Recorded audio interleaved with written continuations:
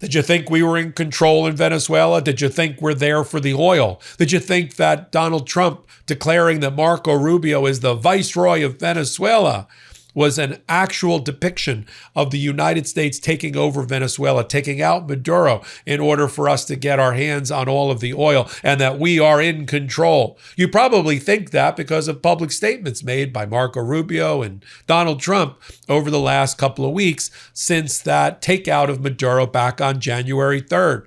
But according to Marco Rubio in a new filing with a federal judge, Chief Judge Boasberg in Washington, none of that is true. We're not actually cooperating with Delcy Rodriguez, the vice president of Venezuela. She's not playing by the rules. We don't really respect her regime. We're not there for oil. We did a surgical law enforcement strike in order to bring Maduro to justice. And we're there to we're just in Venezuela. We're not in control. We're just in Venezuela to see that things go according to our interests.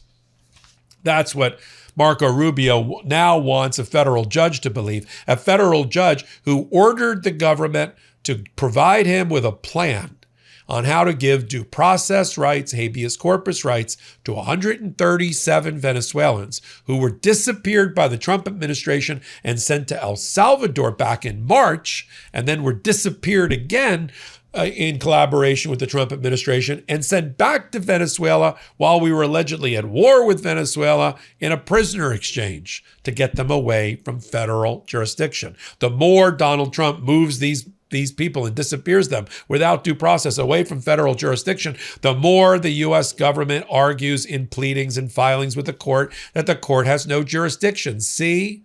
And to the public, they want to act the tough guy. Donald Trump wants to be in control, in command of the oil. And Marco Rubio is a viceroy and the leader for the 2028 GOP. But in the public filings, we have no control over Venezuela. We can't find the 137 men. We wouldn't even know where to look. And it's a very delicate time in foreign policy negotiations with the so-called acting president. We don't know how it'll turn out. I thought you were in control. I'm Michael Popok. You're on the MeidasTouch Network and Legal AF. Let's get into this late night filing in the JGG case, including Marco Rubio's sworn affidavit. And let's put them in stark contrast with public statements that have been made. Let's start with the lie about the takeover and the reason for the takeover. In paragraph 3, Marco Rubio tells the court under oath that the U.S. successfully carried out on Jan 3 a surgical law enforcement operation against Maduro and his wife and transported them to New York to stand trial for narco-terrorism, conspiracy, and other charges. No mention of oil. That was the thing that was mentioned 22 times in Donald Trump's press conference on that Saturday, including and recently when he's been meeting with oil executives to talk about the takeover. In fact, here's Donald Trump talking not about narco-terrorism, not about a surgical law enforcement operation, but about the oil. Play the clip. We are open for business. China can buy all the oil they want from us there or in the United States. Russia can get all the oil they need from us, and they do like oil, even though they produce a lot of it. But China, Russia, and everybody else is able to go, and we'll be open for business almost immediately. I have a feeling the $100 million will be spent $100 billion will be spent very, very rapidly by these very big, powerful, and rich companies. And I think they're going to be able to rebuild the infrastructure. And I hope it's going to be brand new as opposed to a rehab, because I know the tremendous difference between the new and the not so new in your industry. How long do you think you'll be running Venezuela? Only time will tell. Like 3 months, 6 months, a year, longer? I would say much longer than that. Much longer. And we have to rebuild.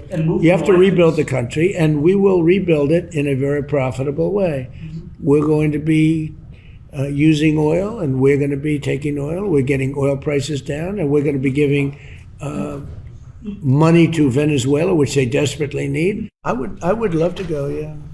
I think at some point it'll be safe. What would trigger a decision to send ground troops into Venezuela? I wouldn't want to tell you that, because I can't give up information like that to a reporter, as good as you may be. I just can't talk about that. Would you do it if you couldn't get at the oil? Would you do it? They're treating us with great respect, as you know. We're getting along very well with the administration that is there right now. Have you spoken to Delcy Rodriguez? I don't want to comment on that, no. But Marco speaks to her all the time. Now, if this is such a surgical law enforcement operation, where was law enforcement during the press conference or at any other time? All you hear about about Venezuela since January 3 is either out of the mouth of Marco Rubio talking about oil, talking about takeover, or out of the mouth of Donald Trump doing the exact same thing. You never hear from Pam Bondi, the Attorney General. You never hear from the FBI, Kash Patel. You never hear from Todd Blanche, the number 2 in the Department of Justice. And none of them, Blanche, Bondi, or Kash Patel, were even on the stage during the announcement of the military operation led by the CIA. All you saw was the CIA director, the Joint Chiefs chairman, Marco Rubio, Pete Hegseth, Secretary of War, and Donald Trump. That was all that was on the stage. In fact, here's Marco Rubio talking about the plan for Venezuela as if he's in charge. Let's play the clip. Well, there's a lot of operational details that can't be discussed publicly, obviously, for obvious reasons. So as we move forward, we'll describe our process, which is a threefold process in Venezuela. I've described it to them now. Step 1 is the stabilization of the country. We don't want it descending into chaos. Part of that stabilization, and the reason why we understand and believe that we have the strongest leverage possible, is our quarantine. As you've seen today, 2 more ships were seized. We are in the midst right now and in fact about to execute on a deal to take all the oil. They have oil that is stuck in Venezuela. They can't move it because of our quarantine and because it's sanctioned. We are going to take between 30 and 50 million barrels of oil. We're going to sell it in the marketplace at market rates, not at the discounts Venezuela was getting. That money will then be handled in such a way that we will control how it is dispersed in a way that benefits the Venezuelan people, not corruption, not the regime. So we have a lot of leverage to move on the stabilization front. The second phase will be a phase that we call recovery. And that is ensuring that American, Western, and other companies have access to the Venezuelan market in a way that's fair. Also, at the same time, begin to create the process of reconciliation nationally within Venezuela so that the opposition forces can be amnestied and released and from prisons or brought back to the country and begin to rebuild civil society. And then the third phase, of course, will be one of transition. Some of this will overlap. I've described this to them in great detail. We'll have more detail in the days to follow. But we feel like we're moving forward here in a very positive way. Now, we know Marco Rubio's in charge because he's the one running the meetings. Donald Trump looked half-cast at a recent meeting. Marco Rubio, of oil executives, Marco Rubio passed him a note, private note, about moving on in the conversation, talk about Chevron, talk about oil. You know, your viceroy is speaking, Donald, as you're half-gassed in the meeting. You barely can sit up. And Donald Trump reads the note out loud, the private secret note out loud. Here's that clip. You're all going to do very well. I think really very well. Marco just gave me a note. Go back to Chevron. They want to discuss something. Go ahead. I'm going back to Chevron, Marco. Thank you, Marco. Was there a question, Mr. President? Yes, go ahead, Marco. What are you saying here? Now, let's talk about the criticism of the Delcy Rodriguez. Remember, we lopped off Maduro, leaving the entirety of his regime in place, including the interior minister that really runs the show. But now that they've been kicked in the balls and threatened militarily, we think they're going to play ball better than the democracy-loving candidates who were voted in by the Venezuelan people, but that were in exile, like Maria Machado. Here's what Marco Rubio says about the Delcy Rodriguez regime. These efforts entail ongoing, paragraph 3, intensive and extraordinarily delicate engagement with elements within the regime of Maduro's successor, so-called acting President Delcy Rodriguez. So-called?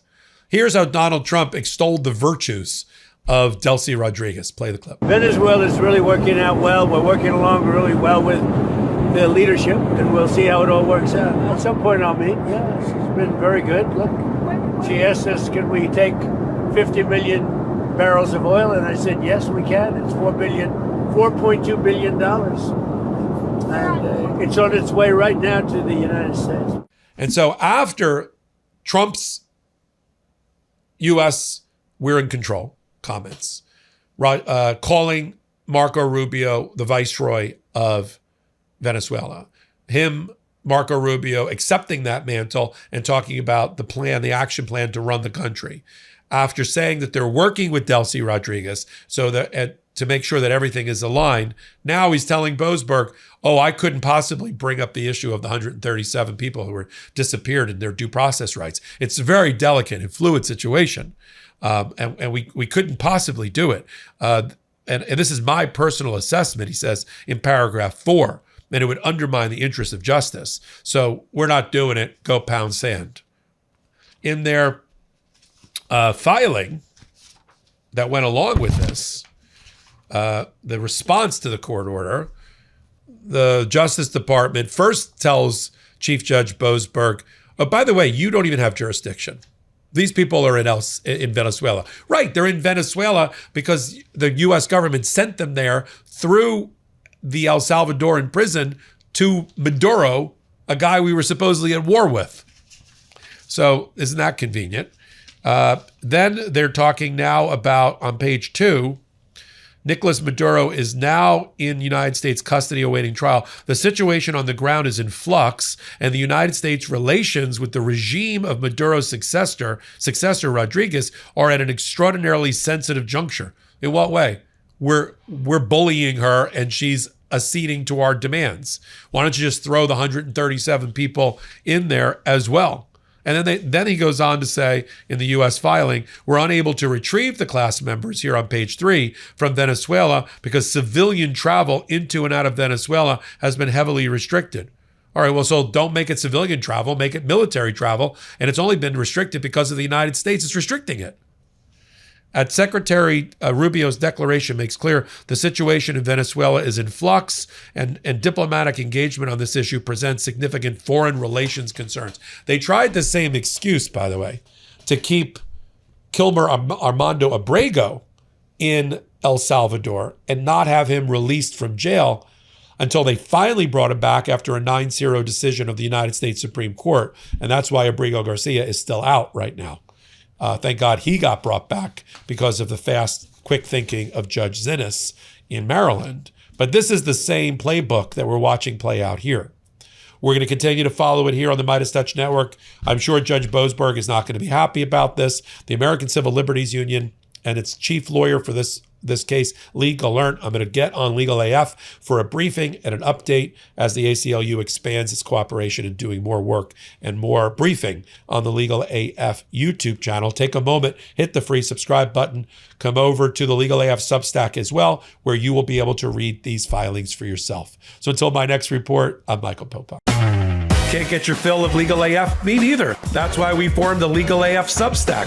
Every time we mention something in a hot take, whether it's a court filing or a oral argument, come over to the Substack. You'll find the court filing and the oral argument there, including a daily roundup that I do called, wait for it, Morning AF. What else? All the other contributors from Legal AF are there as well. We got some new reporting. We got interviews. We got ad-free versions of the podcast and hot takes. Where? Legal AF on Substack. Come over now to free subscribe.